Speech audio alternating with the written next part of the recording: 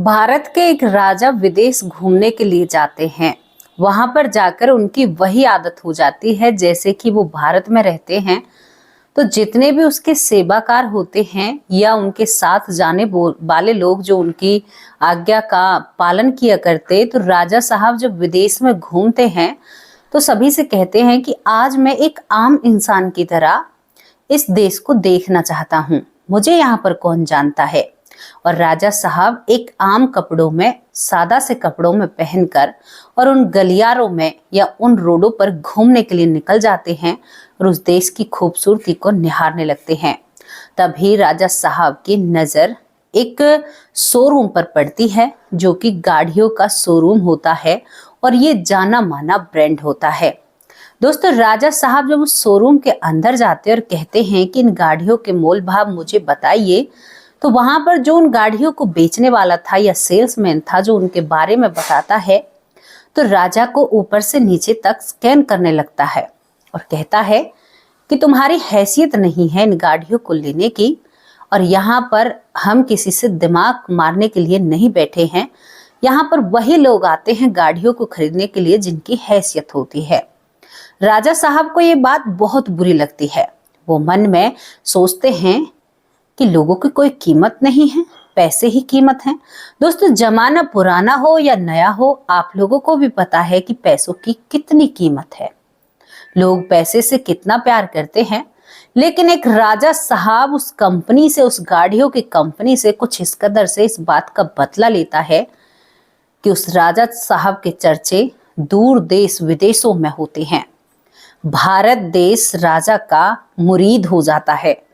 भारत के जो लोग होते हैं ना, राजा को तारीफ करते बनते हैं।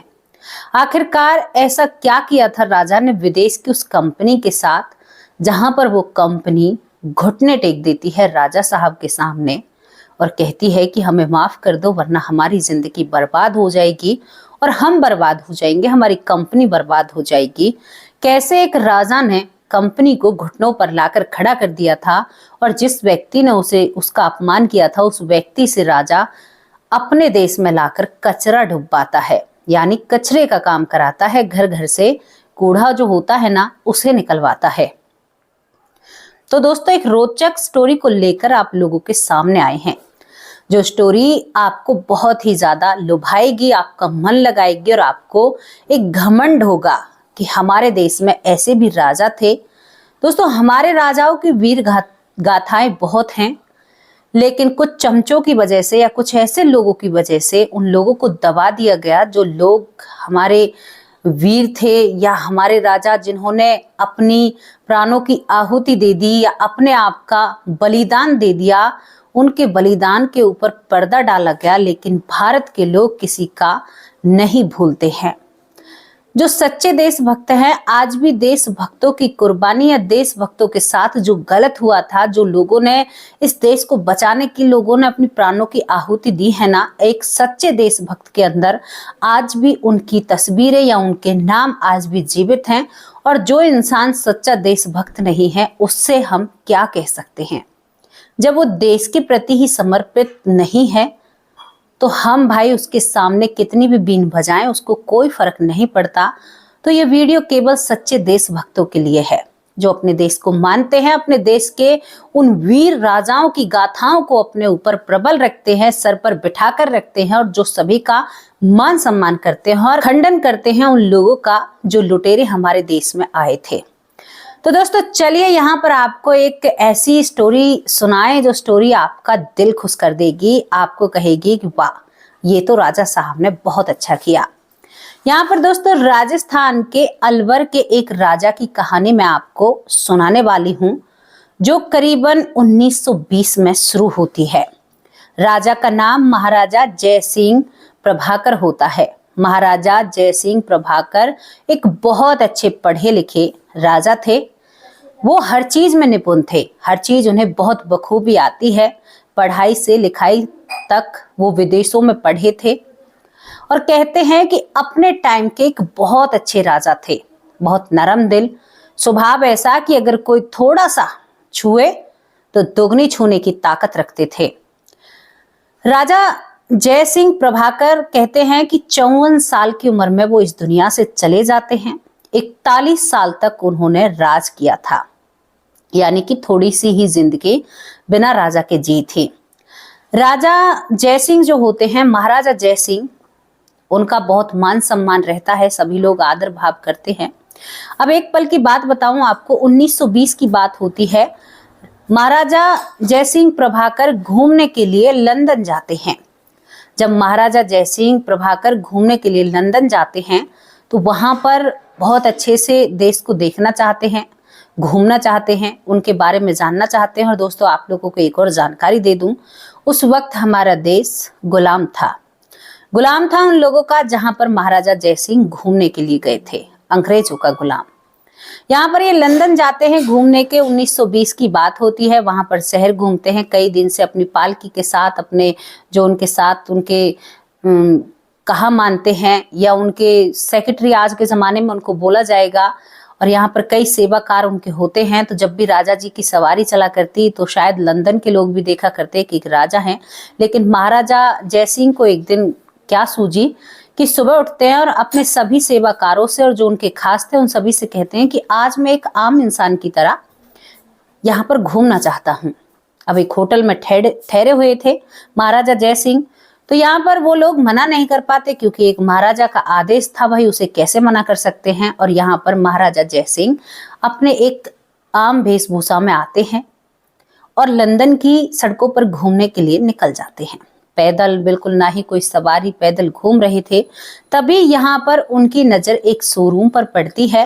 रोल्स रॉयस नाम का टैग था दोस्तों। एक बहुत बड़ी कंपनी होती है गाड़ियों की, और इस गाड़ियों की जो कंपनी होती है रोल्स रॉयस, इसके बारे में कहा जाता था कि नामी लोग जिनके पास कहते हैं ना कि अरबों खरबों की प्रॉपर्टी हो, जैसे आज के युग में लगा लो आप कि हम एक मिडिल क्लास से आते हैं तो भाई हम अपनी औकात से बढ़कर कुछ नहीं ले सकते। तो इसी तरह से ये नामचीन कंपनी थी जिसका मैं आप लोगों के सामने जिक्र करती हूँ, रोल्स रॉयस। तो यहाँ पर महाराजा जयसिंह जाते हैं। अब वो आम वेशभूषा में थे। इस शोरूम की एक बात थी कि आम लोगों को अंदर घुसने ही नहीं दिया जाता था कि भाई देखो, जिसके चीज की जो मतलब की नहीं है उसका अंदर क्या काम है, मतलब इनका ये सोचना होता है। और बहुत बिजनेसमैन थे उस वक्त के, जो राजा महाराजा थे, उनके पास इनकी जो कंपनी है, इनकी कंपनी का जो टैग है, उसकी गाड़ियां मिला करती। अब राजा जयसिंह को क्या पता था, महाराजा जयसिंह को, कि भाई इन लोगों से वो लोग क्या जानते। अब यहाँ पर सबसे पहले महाराजा जयसिंह की एक सेल्समैन से मुलाकात होती है। महाराजा जयसिंह जाते ही कहते हैं कि इस गाड़ी के मुझे दाम जानने हैं, मतलब कितने की ये गाड़ी है। तो यहाँ पर वो सेल्समैन कहता है, जो रोल्स रॉयस का सेल्समैन होता है, वो कहता है कि क्यों वक्त बर्बाद कर रहे हो, तुम्हारी हैसियत नहीं है इन गाड़ियों को खरीदने की। महाराजा जयसिंह प्रभाकर जो होते हैं तो उन्हें एक पल के लिए बुरा भी लगा कि क्यों भाई, हम क्यों नहीं खरीद सकते। वो कहते हैं कि ये बड़े बड़े लोगों के पास होती है, आपके पास ये गाड़ी क्या करेगी, आप हम पर एक मेहरबानी कीजिए और आप शोरूम से बाहर चले जाइए। फिर भी जो महाराजा जयसिंह प्रभाकर होते हैं वो कहते हैं कि कोई बात नहीं भाई, मुझे आप रेट तो बताइए, मैं ये गाड़ी लेने के लिए तैयार हूँ। तो यहाँ पर सेल्समैन महाराजा जयसिंह से अभद्र तरीके से बात करता है, कहता है कि एक बार की बात समझ में नहीं आती, आप प्लीज बाहर जा सकते हैं, ये आपके काम की चीज नहीं है, आप जैसे लोगों को यहाँ देखने की भी इजाजत नहीं है। महाराजा जयसिंह को ये बात बहुत बुरी लगती है और महाराजा जयसिंह प्रभाकर को उस शोरूम से बाहर निकाल दिया जाता है। महाराजा जयसिंह प्रभाकर गुस्से में अपने उस होटल पहुंचते हैं और वहां पर जो उनके सेक्रेटरी या आज के युग में मंत्री, उस जमाने में आप बोल लो, तो उनसे कहते हैं कि कल इंतजाम करो और यहाँ पर जो रोल्स रॉयस शोरूम है वहां हमें गाड़ी खरीदनी है। महाराजा जयसिंह प्रभाकर पूरी रात नहीं सोते हैं। दूसरे दिन महाराजा जयसिंह प्रभाकर अपनी वेशभूषा पहनते हैं, जो महाराजाओं वाली वेशभूषा थी, उसे पहनकर अपने काफिले के साथ चलते हैं। साथ चलते ही उस शोरूम के आगे खड़े हो जाते हैं। जो वहां पर सेल्समैन कल था वो देखते ही हैरान हो जाता है कि कल तो ये आम कपड़ों में थे। महाराजा जयसिंह प्रभाकर बहुत गुस्से में जाते, वहां पर कहते हैं वहां पर जो और भी सेल्समैन होते हैं तो वो देखकर खुश हो जाते हैं कि भाई भारत का एक राजा हमारे यहाँ पर गाड़ी खरीदने के लिए आया है, तो आज तो भैया बहुत अच्छा काम चलेगा और बहुत अच्छे से हमारी बिक्री होगी। सभी टूट पड़ते हैं कि आप ये लोगे, ये खाओगे, ये पियोगे। तो महाराजा जयसिंह समझ रहे थे कि कल मेरे साथ इन लोगों ने क्या बर्ताव किया और आज ही कितनी जल्दी रंग बदल गए। बिना पैसे के तो इंसान की कोई इज्जत ही नहीं है। इसके बाद जो महाराजा जयसिंह होते हैं प्रभाकर, वो वहां पर बैठने के लिए बहुत अच्छा इंतजाम किया जाता है। तो वो देखते हैं कि तुम्हारी शोरूम में कितनी गाड़ियां हैं। तो दोस्तों वो कहते हैं, जो कंपनी के लोग होते हैं, कि करीबन 7 गाड़ियां हैं। अब महाराजा जयसिंह जो होते हैं प्रभाकर, वो कहते हैं कि ये 7 गाड़ियां मुझे चाहिए। जब ये बात उस शोरूम के मैनेजर सुनते हैं तो उनके तो चांदी हो जाती है कि भाई आज तो बहुत अच्छा काम हो गया हमारा, इतनी अच्छी बिक्री हो गई। आज तो वो सभी खुश हो जाते हैं, भाग भाग कर काम करने लगते हैं। लेकिन जो सेल्समैन था, जिसने कल महाराजा की बेइज्जती की थी, वो एकदम मायूस और उदास और काम कर रहा था। दूसरे ही पल उन सभी गाड़ियों की यहाँ पर महाराजा साहब करीबन नगद कैश में पैसे देते हैं और कहते हैं कि इन गाड़ियों को तुम ही लोग भारत पहुंचाओगे, और भारत पहुंचाने तक के भी पैसे यहाँ पर महाराजा उन सभी लोगों को देते हैं जो इस शोरूम के मालिक होते हैं, मतलब इस कंपनी के मालिक होते हैं। ये गाड़ियां बहुत ही ज्यादा मशहूर लोगों के पास पाई जाती हैं। अब यहाँ पर महाराजा जयसिंह जब थोड़े से पैसे कम पड़ जाते हैं, क्योंकि 7 गाड़ियां थी, तो अपने जो उसने हीरे जवाहरात पहने हुए थे महाराजा ने, तो वो भी उतार कर उन लोगों को दे देते हैं। लोग ऐसे भागते हैं शोरूम में कि भाई आज तो जाने क्या हो गया। और यहाँ पर सभी सौदा कर कर जो महाराजा जयसिंह होते हैं अब भारत लौट आते हैं। भारत लौट आते हैं, कुछ दिन रहते हैं, तभी उनको पता चलता है कि जिन चीजों को वो खरीद कर आए थे वो चीज आने वाली है। और महाराजा जयसिंह ने एक और शर्त रखी थी कि भाई मैं इन सभी 7 गाड़ियों को ले रहा हूं, लेकिन आपका जो ये सेल्समैन है जिसने उसकी बेइज्जती की थी महाराजा की, वो कहते हैं कि इसे भारत आना होगा, क्योंकि ये जानता है इन गाड़ियों के बारे में और कोई दिक्कत आई तो ये उन्हें ठीक तो कर सकता है। जो शोरूम के लोग होते हैं वो झट से मान जाते हैं, कंपनी के लोग, कोई बड़ी बात नहीं है। और उस सेल्समैन के साथ ये 7 गाड़ियां भारत पहुंच जाती हैं। जब 7 गाड़ियां भारत पहुंच जाती हैं और महाराजा जयसिंह प्रभाकर के राज दरबार में पहुंचती हैं, तो महाराजा जयसिंह प्रभाकर इस सेल्समैन को अपनी आंखों के सामने देख रहे थे। तभी महाराजा खड़े होते और कहते हैं कि इन 7 गाड़ियों को जो हमारे अलवर की गलियां हैं, जो नगर निगम है, वहां पर पहुंचा दिया जाए। और इन गाड़ियों से जो कचरा है लोगों के घरों का, या जो इकट्ठा कचरा है, वो कचरा इस गाड़ियों से डूबेगा। और ये नगर निगम में आज से गाड़ियां कार्यरत है। सेल्समैन जो विदेश से आया वो हैरान और परेशान रह जाता है कि इतनी महंगी गाड़ियों में ये कैसा राजा है। अब राजा के सामने ज्यादा तो नहीं चलती है। दोस्तों यहाँ पर सभी गाड़ियां नगर निगम में कचरा उठाने पर लग जाती हैं, और साथ में वो सेल्समैन भी जिसने महाराजा जयसिंह प्रभाकर का अपमान किया था।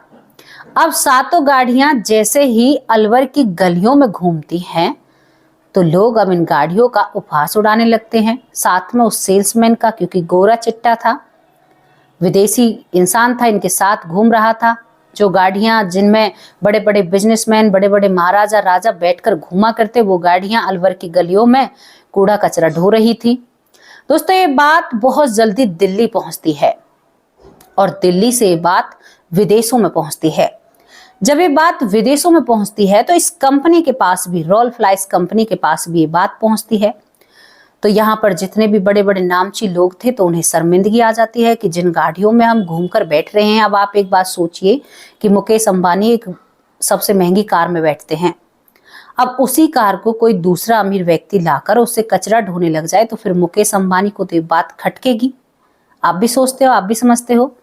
तो भाई यहाँ पर सभी लोग शिकायत लेकर कंपनी पहुंच जाते हैं, कहते हैं कि भाई तुम्हारी गाड़ियां क्या इतना लेवल खराब हो चुका है जो अलवर की गलियों में ये कचरा ढो रही हैं?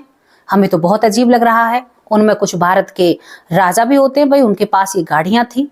अब तो सभी की किरकिरी हो जाती है, 1 महीने से ऊपर हो जाता है, ये गाड़ियां रोज जाती हैं और रोज कचरा भरकर इधर से उधर डाला करती। दोस्तों ये बात बहुत लोग उपहास उड़ाते हैं, बहुत लोग कहते हैं कि अरे ये तो भारत के राजा हैं, इनके तो ठाठ ही निराले हैं। मतलब बहुत तरह तरह की तर्क दी जाती हैं। महाराजा जो जयसिंह प्रभाकर होते हैं उनके कलेजे में बड़ी ठंडक पड़ती है इस बात को। देखो, पैसा या तो बात का है और या किसी और बात का है।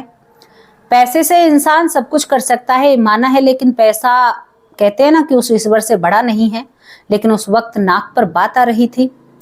अब यहाँ पर वो कंपनी परेशान हो जाती है क्योंकि सभी लोग उन गाड़ियों में बैठना ही नहीं चाहते हैं। उन गाड़ियों का तो बिल्कुल कहते हैं ना कि वहां से गिरी थी कि कई मंजिल ऊपर से उन गाड़ियों को लेवल जो घट चुका था, उनकी मार्केट बिल्कुल डाउन चली गई थी और वो कंपनी बर्बाद होने की कगार पर होती है। अब यहाँ पर कंपनी पूरी तहकीकात करती है कि ये मामला क्या है। जब उन लोगों को पता चलता है कि जो सेल्समैन भारत में रह रहा है, जो कचरा ढो रहा है, उसी ने ये सब कुछ किया है। दोस्तों, यहाँ पर पूरी कंपनी के जो उम्दा लोग होते हैं, जो ये ब्रांड होता है, उनके लोग आते हैं और महाराजा जयसिंह प्रभाकर के चरणों में गिरकर कहते हैं कि हमसे गलती हो गई, हमारे इंसान को आपकी ऐसे अपमान नहीं करना चाहिए था, आप एक बार माफ कर दीजिए वरना हमारी कंपनी डूब जाएगी और हमें जाने कितने अरबों खरबों का नुकसान हो जाएगा। क्योंकि नामचीन कंपनी थी, लोग बहुत पैसा कमा रहे थे, बहुत लोगों का काम चल रहा था। जब ये बात होती है तो यहाँ पर जो महाराजा जयसिंह प्रभाकर होते हैं वो कहते हैं कि यहाँ मुझे तसल्ली नहीं होगी, तुम लोग जब मीडिया के सामने माफी मांगोगे ना, उस वक्त मुझे दिलासा मिलेगी। तो कंपनी झट से मान जाती है। कहते हैं ना कि एक बिजनेसमैन बहुत चालाक इंसान होता है, वो कहीं भी अपने आप को छोटा बड़ा नहीं समझता। दोस्तों, यहाँ पर महाराजा जयसिंह प्रभाकर ने उन लोगों से मीडिया के सामने माफी मंगवाई। जब उन्हें जाकर कहीं ना कहीं तसल्ली हुई कि भाई हाँ, कि मेरे साथ जो अपमान हुआ उसका पूरा भुगतान हुआ। कंपनी ने एक और वादा किया कि इन गाड़ियों को हम वापस ले जाएंगे और आपको 7 ऐसी नई और गाड़ी लाकर देंगे, लेकिन हमारे ब्रांड को नीचे मत गिरिए। महाराजा जयसिंह इन सभी को माफ कर देते हैं। 7 और नई चमचमाती गाड़ियां इनको दी जाती हैं कंपनी की तरफ से। और यहाँ पर अब जिसके भी कानों में ये चर्चा पड़ती है, वही महाराजा जयसिंह प्रभाकर की तारीफ करते बनता है कि भाई बहुत अच्छा काम किया और बहुत अच्छे विचार किए और उन लोगों को झुका दिया। क्योंकि उस वक्त कुछ माहौल ऐसा था कि देश में ऐसी बातें थी कि आप लोगों को पता है अंग्रेजों का राज था। तो दोस्तों, ये थी एक स्टोरी जहां पर एक राजा ने अपनी नाक के लिए या अपने स्वाभिमान के लिए वो किया जो शायद उस वक्त दिमाग का काम था। एक दिमाग की तो बात है कि कहां से कहां तक पूरी रात भर बैठ के जो महाराजा जयसिंह प्रभाकर होते हैं, उन्होंने यही सोचा कि इन लोगों की अकल कैसे ठिकाने लाई जाए। और वो इस बात में पूरे भी हो जाते हैं और इस काम को वो सत्य सिद्ध कर कर दिखाते हैं। सभी लोग तारीफ करते हैं और इनकी बहुत चर्चा होती है समाज में। तो आप लोगों को ये स्टोरी कैसी लगी? आप लोगों को अच्छा महसूस हुआ? उस समय हमारा देश गुलाम था, लेकिन यहाँ पर कहते हैं ना कि पढ़ा लिखा इंसान जो दिमागदार होता है, वो पढ़ा हो या ना हो, उसका दिमाग हमेशा काम करता है। तो वक्त कभी नहीं पता चलता कि वक्त कब किसका कैसा आ जाए। अगर महाराजा जयसिंह प्रभाकर वहां से ऐसे ही आ जाते तो शायद इस कंपनी को कभी एहसास नहीं होता कि हम कौन सी गलती कर रहे हैं। तो दोस्तों, यहाँ पर महाराजा के दिमाग ने जो काम किया था उससे एक कंपनी को अकल आ चुकी थी और इससे यहाँ पर नाम बड़ी होती है। और आप लोगों को स्टोरी कैसी लगी?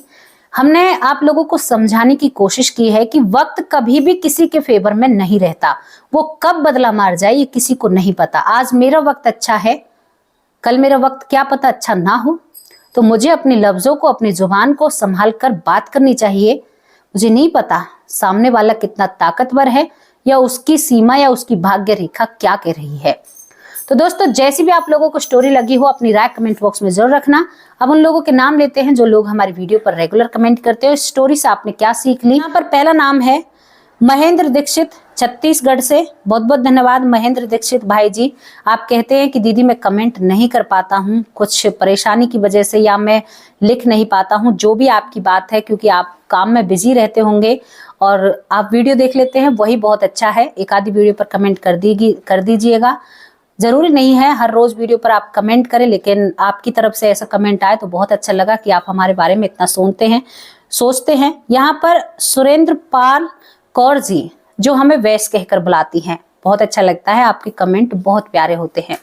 सुरेंद्र पाल कौर जी, आपकी तरफ से जो भी कमेंट आते हैं ना बड़े प्यारे होते हैं, बहुत बहुत धन्यवाद आपका। राजवीर सिंह जी बहुत बहुत धन्यवाद। यहाँ पर आशा गुप्ता बहुत बहुत धन्यवाद, हमारी बहन, तहे दिल से आपका शुक्रिया अदा करते हैं। महेंद्र भाई जी, आपको जितना वक्त मिलता हो उतने ही वक्त में आप कमेंट कर दीजिएगा, अपने वक्त को खराब मत करना।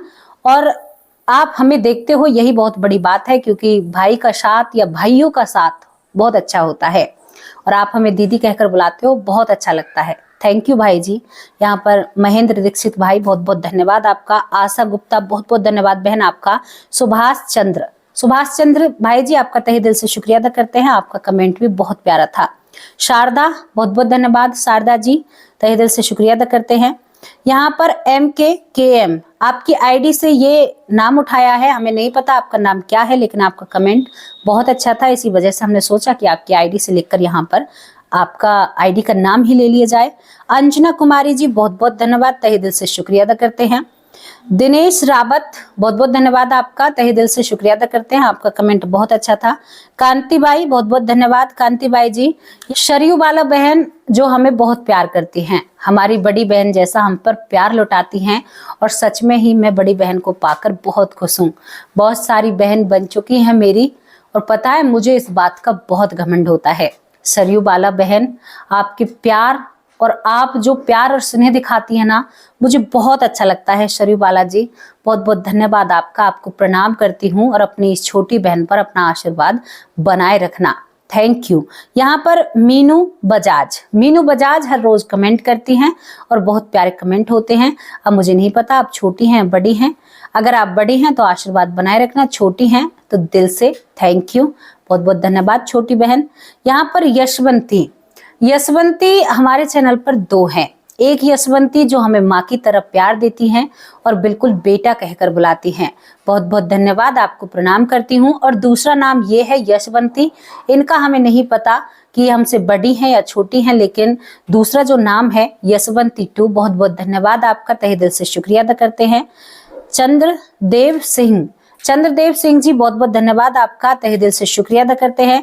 सुधीर राठी बहुत बहुत धन्यवाद, सुधीर राठी जी तहे दिल से शुक्रिया अदा करते हैं। अनिल साक्या बहुत बहुत धन्यवाद, तहे दिल से धन्यवाद करते हैं, ये भाई हमें रेगुलर कमेंट करते हैं। शिव शक्ति बहुत बहुत धन्यवाद, शिव शक्ति जी तहे दिल से शुक्रिया अदा करते हैं, शायद आपकी आईडी का नाम है